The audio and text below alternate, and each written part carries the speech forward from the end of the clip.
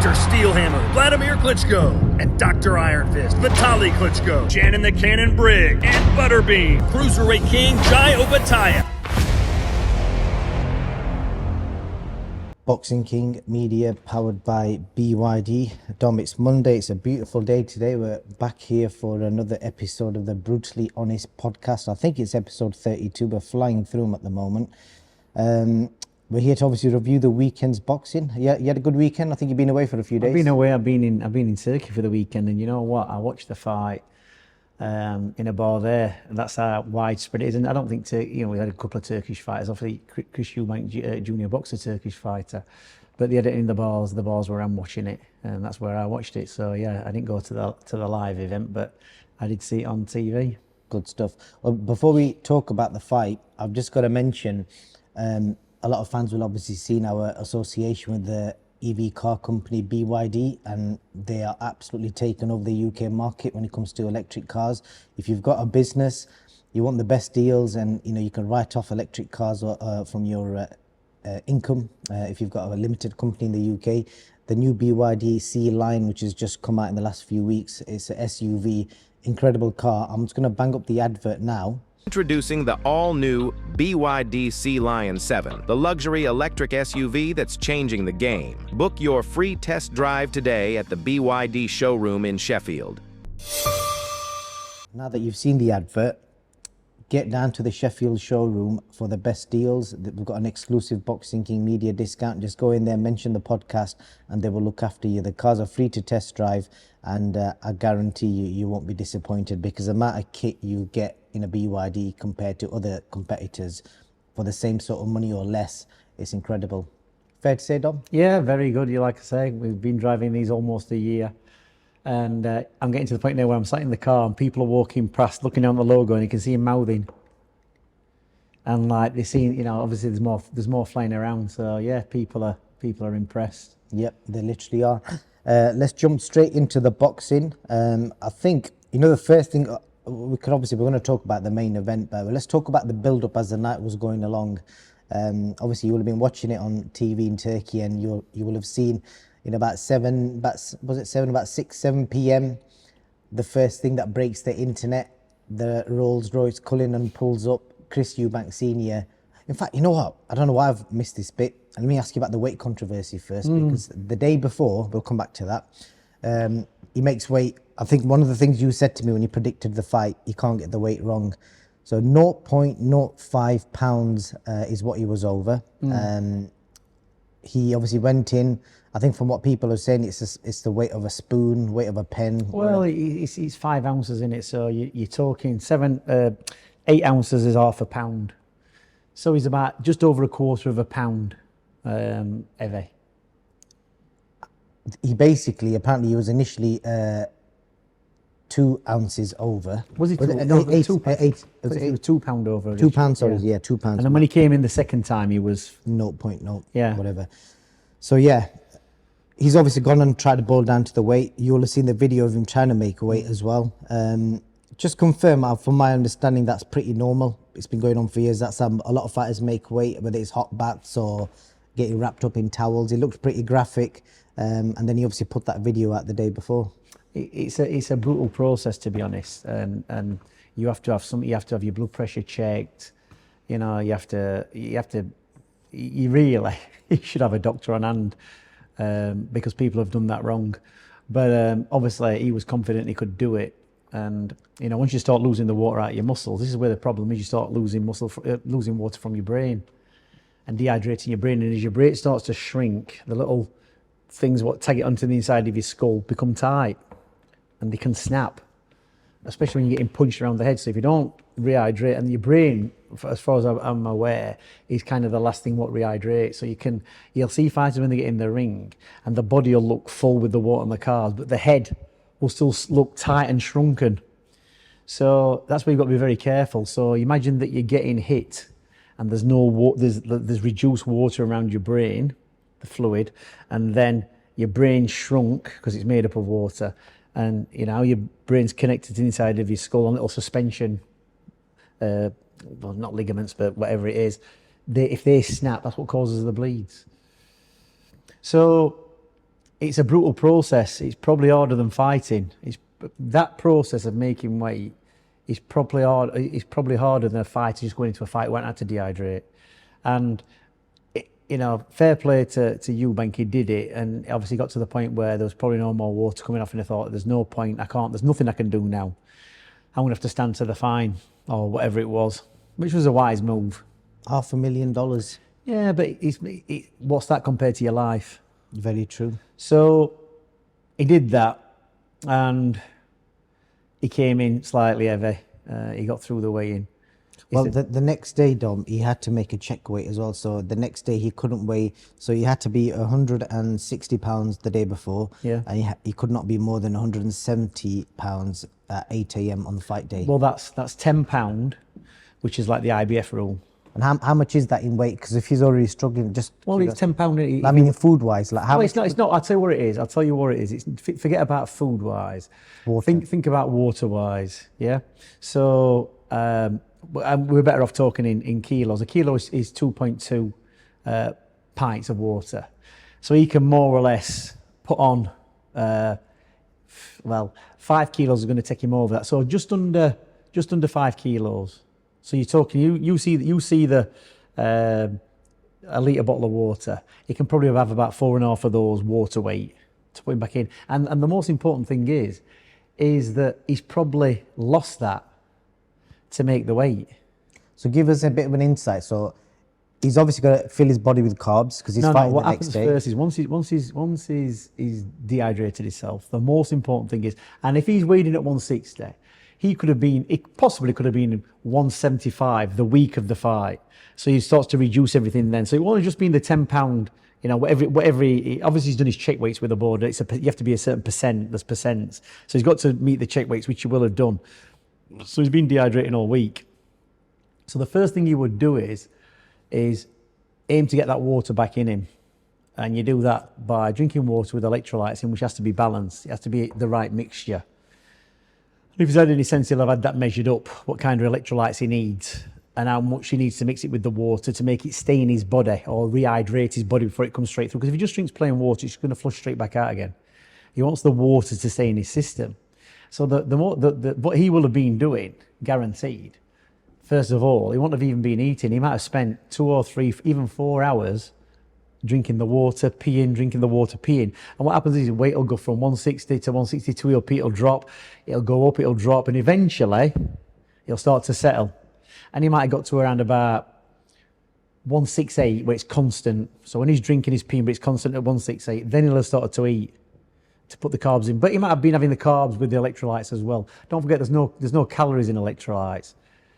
There's calories in the carb, which he's going to need the energy. And before he even eats solid food, when you've dehydrated yourself that much, it affects your stomach and the absorption of your food.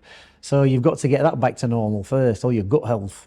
It sounds nuts, all this you're saying. It is. To go into a war like that. But you really need somebody who knows what. Then we've had a great guy over the years, David Stash, who used to do Kel's rehydration and Kid Galahad's and Billy Joe Saunders to a certain degree. I think he worked with Tyson. He's worked with a lot of people. And you have to have a thermometer. You have to have a blood pressure kit. You have to do lots of. You have to have rehydration strips. Test that. It's a precise art. And or should I say it's a science? And so EUBANK might not have even had anything to eat.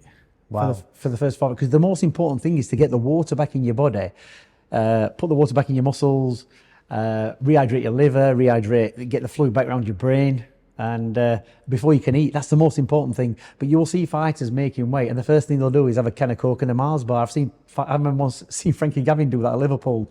He made the weight. He was terrible for making the weight. Next minute, I saw him a can of Coke and a Mars bar, which is sugar. Don't get me wrong, but it's too rich a mix. You need an isotonic mix. Just a quick mention of Frankie. I think he's coming back doing bare knuckle. Bare knuckle, yeah. I think everyone's going to be going down that route soon. Yeah. So tell me this. I'm curious about this. Will he have done the same thing on 8 a.m. On the Saturday of the day of the fight? Do you reckon he put another sauna suit on again? Would he have lost more weight? No. What he would have probably done is he would have probably gone to bed, maybe 3 or 4 pound, maybe over the £10 limit. And you will lose that overnight, breathing, urinating, you go to the toilet in the morning, and he'll probably come back down to £10 over. If he's come in maybe half a pound over that £10 weight, you might have just had a warm shower, it'll just come out again. It's just the water, but that shows that he's kept the fluid in him. So then he's got from 8 o'clock. What time did he box? 10 p.m. Right, so he's got another 14 hours then to eat. To not necessarily to eat, but to keep the rehydration right, to rest, to let his body assimilate. And this is the thing. He's 35 years old, I think. Yep. After 30, that process of dehydration and doing what he's done, it takes its toll. I know because Johnny Nelson had to do it. Johnny Nelson boxed till he was about 37, 38. And his career was nearly over when the cruiserweight limit was 13.8. And he was talking about packing up. And then they increased it to 14.4. And he says, that's just give me another few years of fighting. I think he had 3 or 4 fights after that. Because I think his last fight at 13.8, he boxed a German kid called Petrovic. And Johnny looked absolutely shocking. 13.8, he weighed less than me, obviously he's tall. And he goes, I think this is my last fight. I'm not going to be able to make this weight again.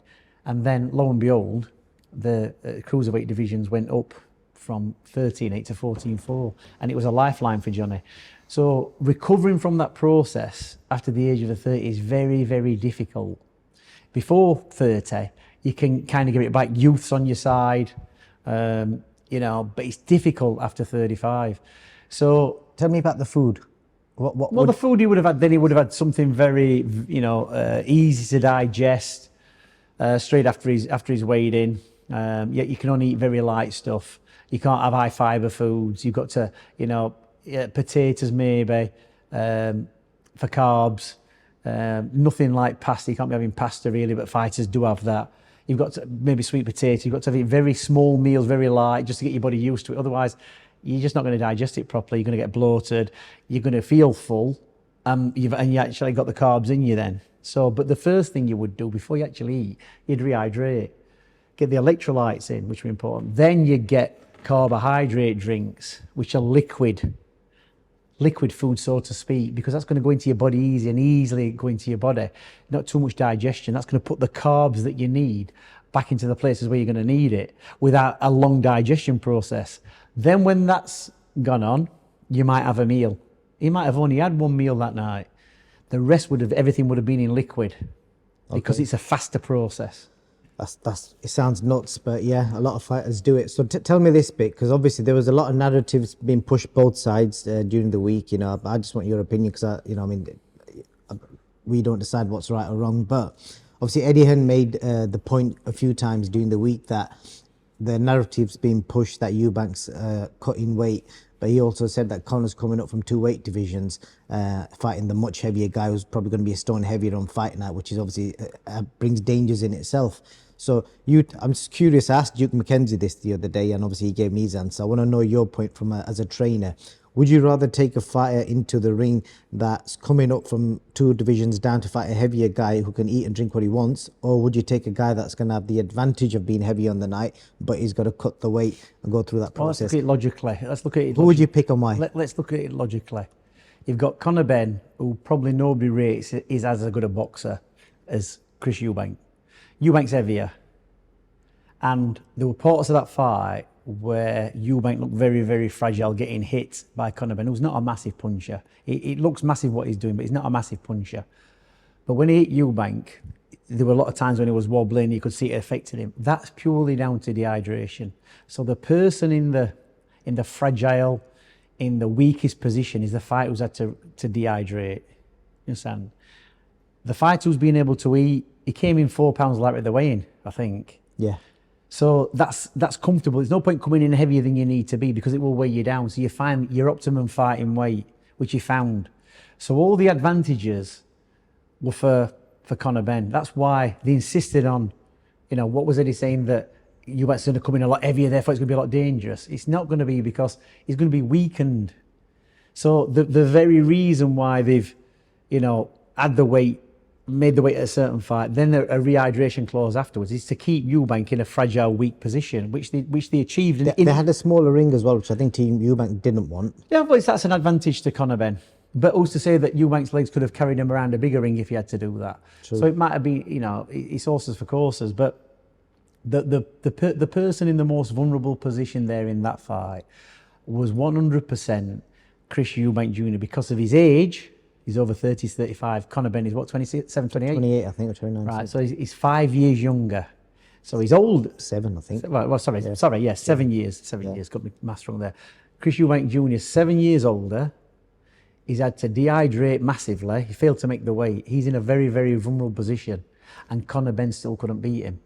So that kind of, it's a bit like the end scene in Gladiator, when the Emperor comes up to Maximus and says, you know, you're my brother, and stabs him in the back because he's going to fight him in the arena in front of all the fans, and then he's going to finish off the Gladiator and be the hero. So what they've effectively done is kind of tied Eubank Jr.'s hands behind his back, and then he still beat him, and then they're complaining and saying, oh, scorecards, and he's looking at, and it were this and it were that. It's like Conor Benn had all the advantages going for that fight. Youth, didn't have to dehydrate, you know, he did box well for him. But you can see from the fight that after about round 6, it started going a bit south for Chris Eubank Jr. It looked like he could get stopped. Well, I'm going to come back to the fight. We'll talk about that in more detail. But that's an incredible bit of insight and breakdown into the build-up and going into fight day. We get to fight day, and Chris Eubank Sr. all week has been dead against the show, and next thing you know, it's something out of a wrestling show, and next thing you know, door opens, Rolls-Royce Cullinan, and Chris Eubank Sr. rocks up, and the crowd goes wild in the arena. What was it like watching it from Turkey? Fantastic, because it's a show. That's what you need. You need entertainment. That's what boxing's lacking. That these characters are no longer about who, you know, that entrance upstages everybody's entrance. Boxers, which boxer comes out to that kind of thing? Not Tyson Fury, not Usyk, Anthony Joshua. You know, the thing is with Chris Eubank Sr. in his day, he was a fantastic fighter. He put his money where his mouth was, and you know, fans still love him. He's a character even now, you know, with the teeth and the bald head and how he speaks and what he says and the controversy that he courts. You know, everybody loves him for it. I mean, turning up, it kind of, you know, makes the story even more interesting. It was fascinating. Then as another hour goes by, then more drama. Your ex-fighter, Billy Joe Saunders, there was talk earlier in the week that he was going to be watching Eubank get his hand wraps on, and Team Eubank did say earlier in the week they had no issue with that. The time comes, you will see Billy Joe walking up. You've seen the video, walks up to the changing room. Napa, Chris Eubank's manager, he's one of 3 managers that he's got in place. Massive unit, 6'5", built like a massive beast of a bloke. But he stands there and he says, "I guarantee you that you're not coming past me," because I think at that point they said somebody from Team Eubank was already in the room and they didn't have to. Team BENN, sorry, yeah. So am I right? Just check on that rule. It's only one person allowed. Well, it's a courtesy thing. Is it? Okay. Because the rules and regulations of the Board of Control is they've got inspectors doing that who are trained to watch somebody bandaging. Do you understand? So I'll be bandaging somebody's hand. I've got an inspector watching it. He knows the rules and the regulations. It's down to you allow somebody to come into your room from their team just to watch.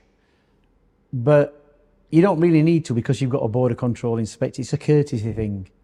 Now, they're supposed to come in and watch and not say a word. You understand? And it used to happen, we used to have kids come in, and whether it was Naz or a fighter, and if they talked, I'd just say to the inspector, just take him out of the room, because he's here to watch. He's not telling you how to do your job, and he's not telling me how to do my job. And they take him out, because they're there to watch, not even there to comment. And as soon as they comment, you just kick them out.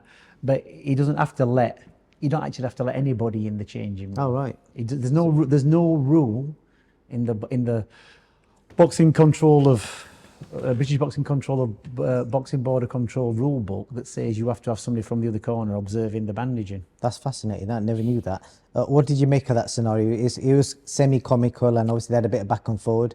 Yeah, I mean, obviously Billy being Billy, but I think Billy's overweight.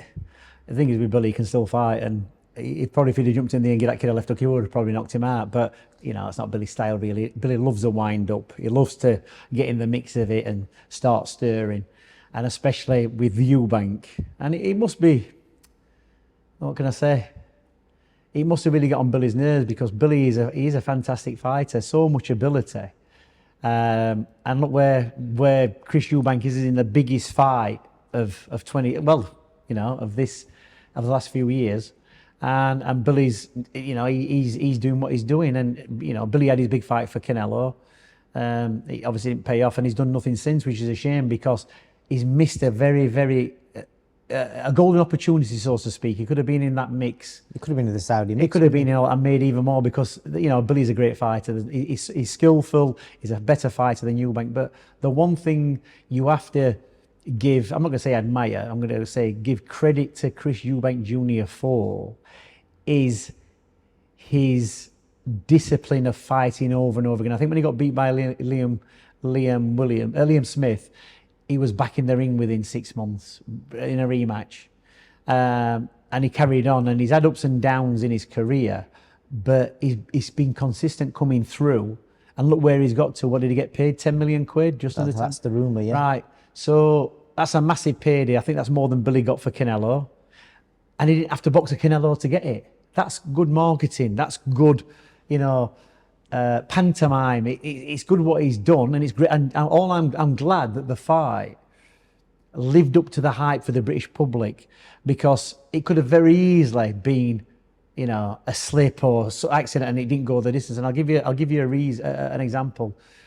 I think maybe 1997 or something like that, when Steve Collins boxed Nigel Benn in the rematch. I think Collins beat him the first time, and then they boxed again in Manchester. Was there, fantastic atmosphere. I think Naz must have been on the bill. And Nigel Benn came into the ring, Big Ben chimes and whatever. Steve Collins came in, and it lasted 5 or 6 rounds, and Nigel Benn went over on his ankle, and the fight was stopped. It was a massive, massive, massive anticlimax, because everybody thought that Nigel Benn was going to come back after getting beat by Steve Collins and take his head off, and it just like drifted off. It was a bit of a bad ending really for Nigel Benn's career. So at least the fans got to see a great spectacle on Saturday night, and that's what needs to happen, because for all the hype it had, if that fight hadn't lived up, it would have been, you know, obviously terrible for them, but terrible for British boxing. Yep.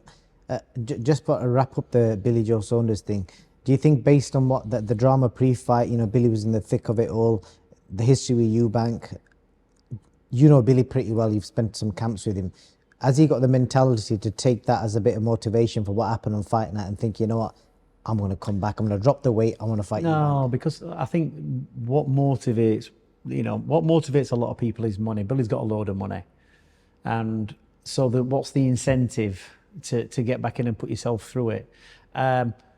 Crazy money? Not even, no, because Billy and Eubank could sell that stadium out. Maybe you would, but you know, Billy hasn't boxed for a long time. And imagine the press conference, it'd be better than this one. I'll tell you now, right, that fight will never happen. Okay. Right, just looking at the size of Billy, it's going to take a miracle to get that off him. And, you know, it's like with Eubank, Tyson Fury did it. But Tyson Fury did it a few years ago, and he did that because Greg Marriott helped him out. Tyson Fury was only inactive, for 2 or 3 years maybe. I think Billy's been inactive now, maybe. It could even be 5. Yeah, no, I think 3, I think it is. No, it's longer than that. Might be 4. No, it's longer than 3 years. Well, we'll move on to the fight, but Billy, if you're watching, please do it, because I think the build-up would be bigger than this one. So moving... Or we could even get Billy in against the bodyguard on a misfit. Yeah. That's an even better idea, because... Would you back? Well, that... Because he I think he's done MMA, and he, like I said, no, I'd back Billy. Yeah. Okay. Well, there you go. Yeah, I'd back Billy. Yeah, it's good that for your opinion, because a lot of people have got this. Maybe Billy does either the bare knuckle boxing, or they do the gypsy one, or the traveller one. Because I said gypsy, traveller one in the car park. Maybe do a trilogy. Traveller one in the car park with that kid. Then do one in a ring like Misfits, and then if Billy wins twice, that'll, you know, be dropping weight. Put him in with Chris Eubank Jr. has to fight him. What about that? No, I think I'd much rather see Billy versus Eubank, because I think the press conference, the build-up would be, it would break the internet, because Billy can talk. So yeah, moving on to the fight, Dom, as you touched on earlier, Conor started really well, fast, sharp, and then the fight kind of in the middle rounds looked like he was going to stop Chris. There was a lot of rounds. So you touched on it earlier. Just pick back up from there. I think that, you know, whenever you've got a man who's, you got to go through that dehydration process, is you've got to jump on them early, take it out of them early, put the pressure on early and make them fade.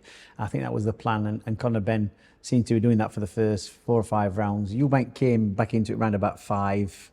Well, sorry, Conor Benn for 1 to 3 kind of did that. 4 bit different, and then EUBANK came into a little bit, and then EUBANK started to kind of fade between 7 and 9. And that will have definitely been the effects of the dehydration. His legs will have started giving way. You know, he looked on shaky legs, and it did look at some points where Conor Benn could possibly stop him.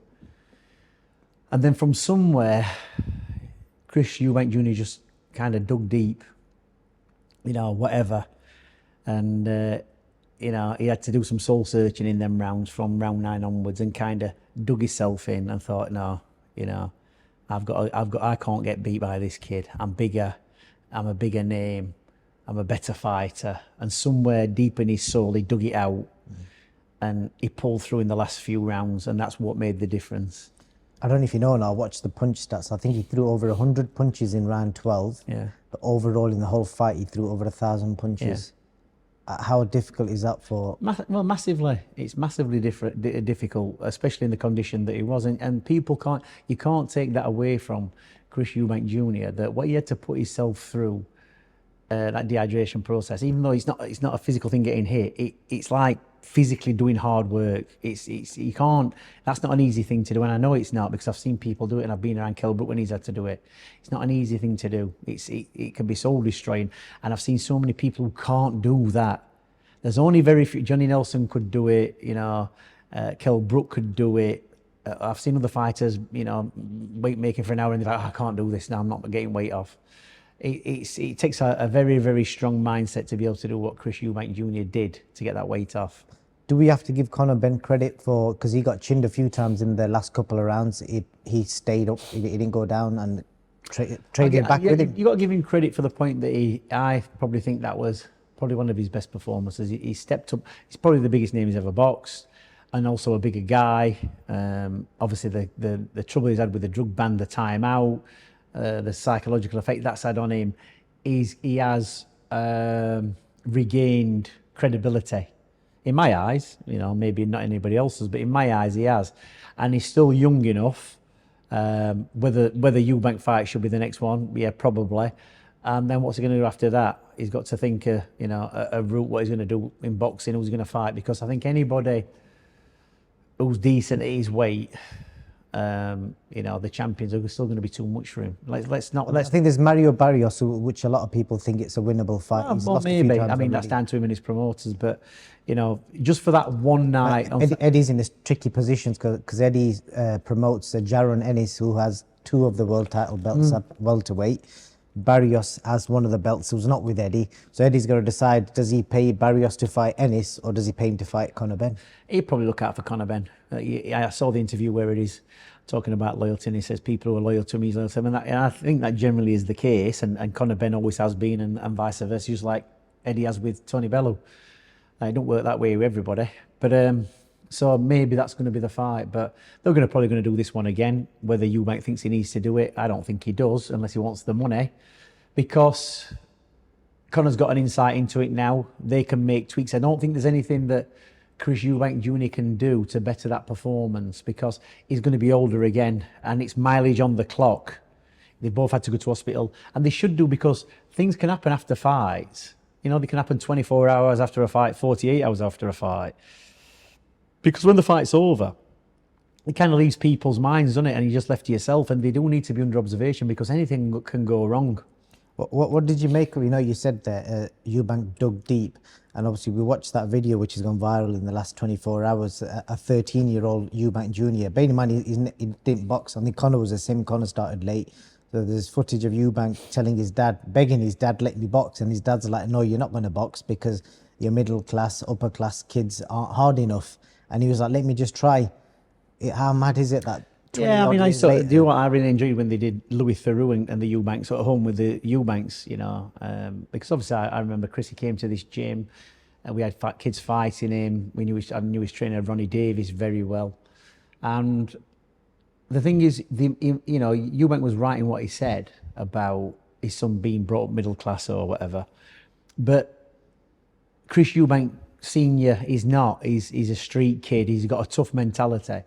And from what I remember, EUBANK was around his kids a lot when he was a very influential age, and a lot of what he believes and his thought process and how he is, those kids will have been brought under that kind of guidance. They won't have been brought up soft.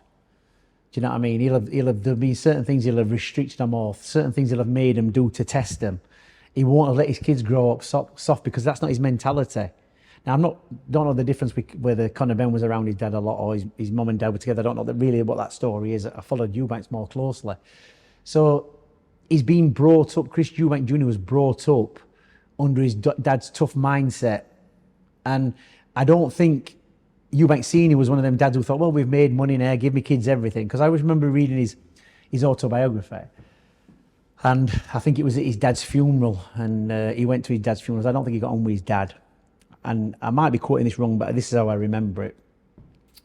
And they're all talking about, his dad was going in the ground, and I think EUBANK turned around and said something like, stopped it all and went, this man was a wife beater or something like that. He beat my mother.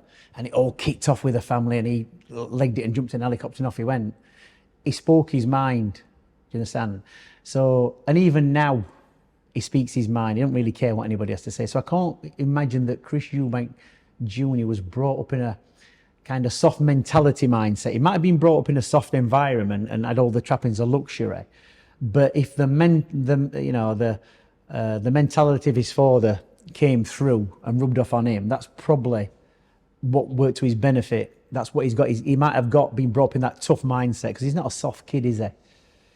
I can't say the same about Conor Benn. I don't know what his background is. But do you think it's fair for fans, British fans especially, to give both of them the credit? Because ultimately, they're both kids who come from backgrounds where probably didn't need to box. Dad's retired rich, and basically they're both dug deep. There were moments where they both dug deep when either one of them could have thought, forget it, I've had enough. But they found something inside them. So does that kind of put that theory to a bed as well? Because there's a theory that not really. Kids from poorer backgrounds. Because you've got to remember, if your parents are both rich and they've never been fighters, do you understand? Because we've had them here. We've had people bring the kids down who, like, dad might be a solicitor, mum might be a doctor. Do you understand? And the kid comes down here to train, and they can do the fitness and be all right and do a bit of body sparring. But don't want to get hit in the face because the parents aren't that type of people. But you've got to remember, EUBANK Jr.'s dad was Chris EUBANK. His mum was a very nice woman, Karen. But the dad's the influence over boys in a certain age. When you get past a certain age, that's the main influence. So, it's not like Chris EUBANK was a country gent who'd never been punched in the face. He came from the streets. So, although EUBANK Jr. was brought up in a kind of middle-class environment, the family, Chris EUBANK he didn't have a middle-class mentality. He had ghetto mentality. That's what he had. So that's going to come into play. So, yeah, you wouldn't get a kid really from a very, high-class background or upper middle class really coming into a gym and having to rough it and slum it with everybody else. Definitely. I think EUBANK went to hospital overnight. He was there because he was dehydrated. Is that normal? Yeah, after a fight, because you imagine getting in a ring. You're doing 50 minutes. Well, you're in there for 50. Grueling 30. You're in there for 36 minutes of action. Whatever. 50 minutes altogether. You're going to be sweating, high intensity exercise, and you're going to be losing fluid. You can lose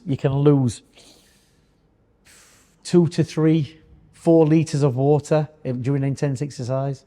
Did the right man win, Dom? The right man did win, 100% he won. And how close did you have it? It was about 2 to 3 rounds maximum. But he definitely won the fight. There was no question that he didn't win the fight. He did win the fight, and he won the fight under duress type. I think he won it by, being in a very vulnerable position. Okay. The last question I've got on this fight for you, I was just looking at the date. January 22nd, 2023. I interviewed you, quote, Dominic Ingle, Chris EUBANK Jr. is finished. Well, maybe that was the quote what motivated him to carry on. Which fight were we talking when he boxed? I Liam think Smith? when he got stopped by Liam Smith, Yeah, yeah. well, yeah. And from a boxing point of view, at that point when you get stopped, Not just you, Naz said it as well. yeah, don't but forget. you all finished. You all finished, and I because think Naz said it after the Groves loss, I think it yeah, was. maybe, but you know, Liam Smith, you know, that's the thing. Everybody can have their opinion, and if Chris Eubank was the soft upper class kid, then he probably would have been finished. And let's just compare again. This is what I'm saying. It's like when you read, you know, stuff about motivation and discipline and setbacks, that I always say about boxing, boxing is a long game. You've got to play the long game in boxing as a coach, as a fighter. Because if we'd have picked up training Johnny Nelson after his first 2 or 3 years, we'd have never become world champion because he was hit and miss. But over time, he just stuck and he got there. Same with Chris Eubank Jr. He's never really boxed any massive names. He hasn't. Probably George Groves was probably the biggest. But considering where he started, where he came from, his background in boxing, he's done tremendously well to get where he's got. Obviously got stopped by Liam Smith, came back, beat him. And then he's boxed Conor Benn, he's not a Golovkin, he's not a Canelo, he's not one of them fighters. You know, they're quite evenly matched for whatever reasons. So he's marketed himself very well, and he's got into that big fight on Saturday. It's captured the imagination of all the British fight fans, and so it should. But it's not, like I say, I reiterate, it's not a patch on the dads fighting. But there's not many fighters around these days like Chris Eubank Sr. and Nigel Benn. Because if we're going to say what fighters are around like that today, we're going to say Beterbiev and Bivol. That's the level. Mm-hmm. So, you know, I've had a lot of criticism about, you know, I've criticised Chris Eubank Jr. I don't care if he doesn't like what I've got to say about him or my opinion. It doesn't matter whether he does or he doesn't, because, you know, it's not going to affect him. He's going to do what he's going to do. It's just my opinion. So, you know, he's gone on, he's proved me wrong on that point, and I'm glad. I'd rather these people prove me wrong Then prove you right. than prove me right, because all the better for them. And if he had packed up, then we'd have never got this great fight that we had on Saturday. You know, whether they listen to the stuff and it motivates them. His dad telling him not to box. Might be, I'll show you, Dad, I can do as good as you. So, you know, you've got to give credit to Eubank in that sense, because, you know, I'll give an example like Billy Joe Saunders. Billy Joe Saunders, in my opinion, was a very, very high profile, skillful fighter. But when he got beat by Canelo, he didn't come back from it. Do you understand? And that's disappointing, because he got a lot more to offer and he hasn't. Whereas a lesser fighter like Chris Eubank Jr. has. And if I was where Billy is, I'd be gutted. I'd be there thinking it could have been me, this. But what's the difference? The difference is the mentality. You know, Eubank's dad, who knows, we don't know if he dragged him out of bed or, you know, made him live hard and made him live disciplined. He will have done. He won't have let his kids. He's a Jamaican. He won't have let and he had that kind of staunch upbringing. He won't let his kids doss around. My dad won't let me do it. I can remember, I used to wait school holidays when I was a kid because I wanted to lay in bed. Come on, Dominic, God, you'd be getting me out of bed every day. And then my mates would come round to call for me to go out and play art. And then he'd rope them into a job. So after about a week of holidays, they won't come to my house. Do you understand? Because they had to do jobs or get a job done. And he'll be the same, Chris Eubank Sr. He'll have still, even for all the money he had, he'll have still had a disciplined environment in his house, because he's a boy. He came from a family, a lot of boys. And his dad will have kept him disciplined, and he had boys, and he'll have kept his boys disciplined. Otherwise, they run amok. Definitely. Well, that's. I think that's probably one of the best post-fight breakdowns we've done, because it's even I've learnt loads today as well about the insight into weight making, all that kind of stuff.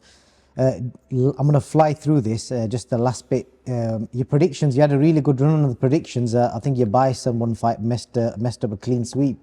I asked you about Chris Smith and his opponent, and I think you basically said it could go either way, but you pointed out the hard fights that CBS has had, and it was another grueling fight for him, and he just nicked it by a couple of points. Vidal Riley, I don't think many people backed him to win, but you backed him to win on points, and he did. Liam Smith, you backed Liam Smith. You said you'll never go against Smith, and he lost on points. And Anthony Yard, you backed Anthony Yard to win on points. And you also backed EUBANK Junior. You said he'd outbox him, and that was the difference. Yeah, I think Williams, if I got that wrong, but you know, everybody's going to come to a point where they're just kind of they're going to fall off, and I think that's the point. Williams, he's probably finished now. I just thought he might be able to dig it out. He always seemed to do really well at domestic level, but maybe his time's come there to hang up the gloves. And fair play to a fella, he came through it and he got the win. So and the rest of them, well, you know, Anthony Yard, he's kind of won the trilogy. Fair play to him. He's had a lot of hard lessons to learn in the past. He's come through. Yeah, Vidal, you know, a bit of an unknown, but watched a bit of him.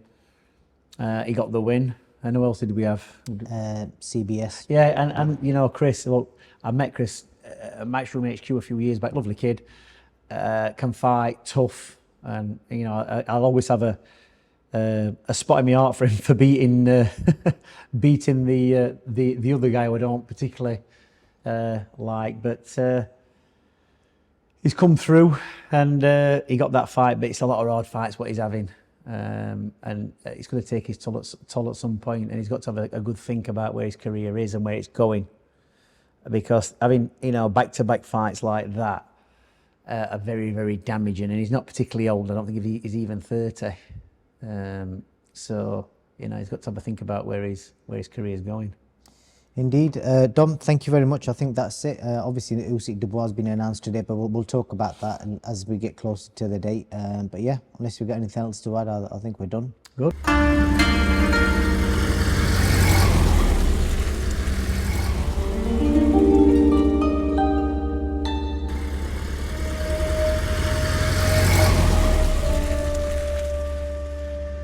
Dr. Steelhammer, Vladimir Klitschko, and Dr. Iron Fist, Vitaly Klitschko, Shannon the Cannon Brigg, and Butterbean, Cruiserweight King Jai Obataia.